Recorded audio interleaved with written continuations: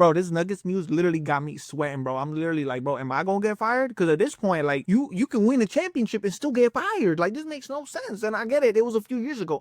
Okay, let me just, before I go on a tangent. Nuggets fired Mike Malone. The Nuggets fired their head coach. Hey, yo, what the? They fired their head coach who won them a championship. If y'all didn't know, if y'all were not aware. This is by far the worst thing that I've ever seen. This is by far a horrible move. Another horrible move by another stupid GM. I need to understand this. Why in the hell do GMs keep their jobs and have the most job security and they don't sign dudes, they don't do anything, they're just worthless a lot of the times, but the coaches always get punished for it? You have so many examples of NBA GMs sitting on their hands and lollygagging and not doing what they're supposed to do. But guess what though?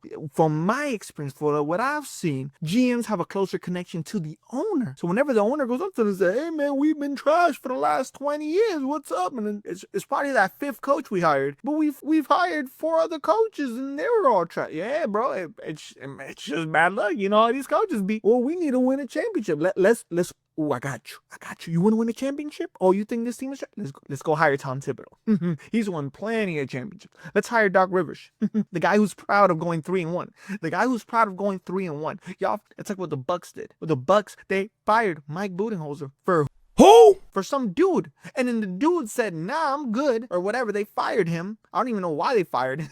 I don't even know why they fired him. They just fired him. It's like, oh, we're not doing good after firing Mike Budenholzer. Oh, let's fire this dude. Hire some other dude. Hire Doc Rivers, the dude that's proud of... This dude that's like proud. It's like an achievement to go 3-1 and give up a 3-1 lead. I'm proud of you. You know that. I hope you do.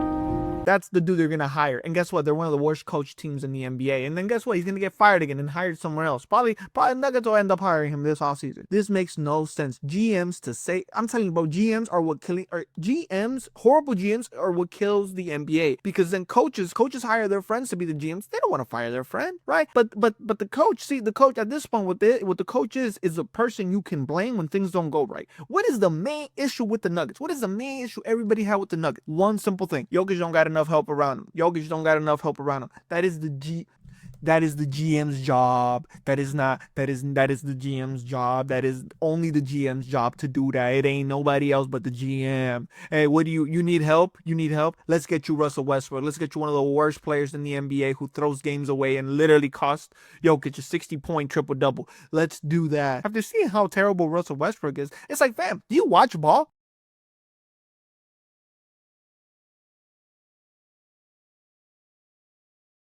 I'll be a better GM, but I promise you, most of these dudes on YouTube would be better GMs. Most of these dudes on YouTube would be better GMs than the dudes that are employed. They don't watch ball. Who watched Westbrook and said, yeah, we need him on our team? Dog, if people watch basketball, if actually general managers watch basketball, after OKC, Westbrook don't get a single job anywhere. Like, what are we talking about, fam? I'm not trying to hate on Westbrook. This ain't supposed to be a Westbrook slander video. This is let's slander GMs for being dumb and not knowing how to hire properly. This is one of the worst decisions I've ever seen a team make. And then the Grizzlies also made that decision. Why are y'all firing dudes before the playoffs starts? Why? Because they went on a bad streak? Because they lost a few games in a row? You know who's lost a few games in a row?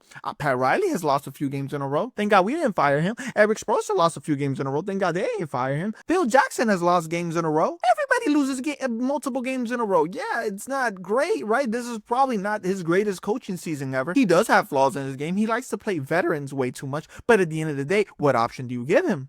What option do you give him? You find a backup point guard. Let's get a Russell freaking Westbrook.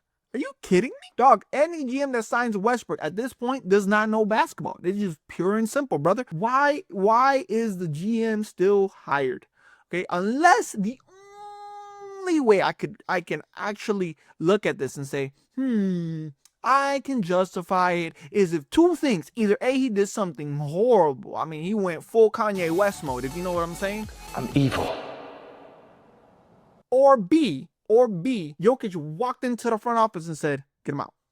Get him out. It's either you or me. Which, if there was those two cases, I understand. I'll take back my words. But it probably ain't. Because we've seen NBA franchises do this. We've seen them take coaches that have actually superseded their expectations and still get fired. Happened with Mike Budenholzer, happened with the Grizzlies coach, now it's happening again with the Nuggets coach. This is ridiculous. NBA owners, get a grip. Learn that your GM is trash, and rather than just blaming the coach, blame the GM. The GM signed Russell Westbrook. That's all I need to know you a trash GM and you don't watch basketball. Most of these GMs don't watch basketball. Look at Nico Harrison, for God's sakes. Look at Nico Harrison. That dude got rid of Luka Doncic. Dog, how did he not get fired? And guess what? Guess what? When they don't make the playoffs this year and probably don't make the playoffs next year because, you know, AD's going to get injured and then Kyrie's going to have to carry the load and then he's going to get injured. Oh, no, that's the thing. He's probably not going to be back next year. So AD's going to have to carry the load by himself, which he can't because he's injury prone. And then he's going to get injured and then they're going to suck. And then they're going to look at Jason Kidd and be like,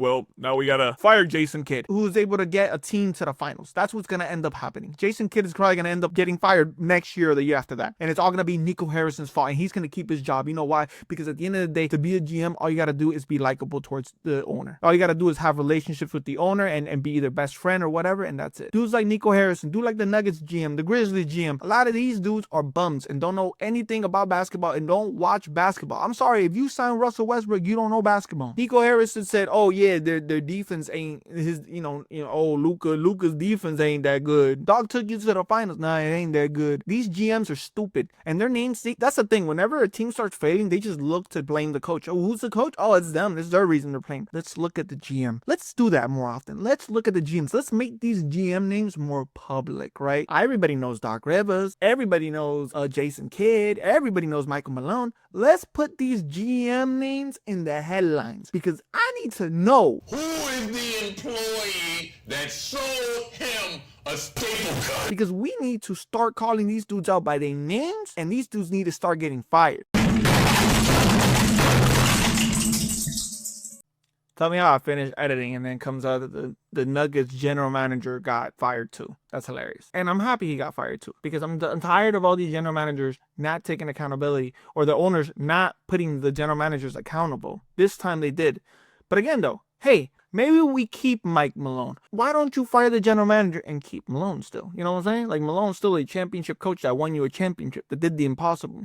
So why don't we keep him and we fire the GM and let's see what happens. See, that's the thing. When the GM gets fired, the coach gets fired. But a lot of times you get the coach ends up getting fired and the GM doesn't get fired. So at the end of the day, everything I said still stands. And that's because I don't want to re-record this as well. And yeah, what are the Nuggets doing? Why 5 days before the season? What got into the owner's heads? What is going on?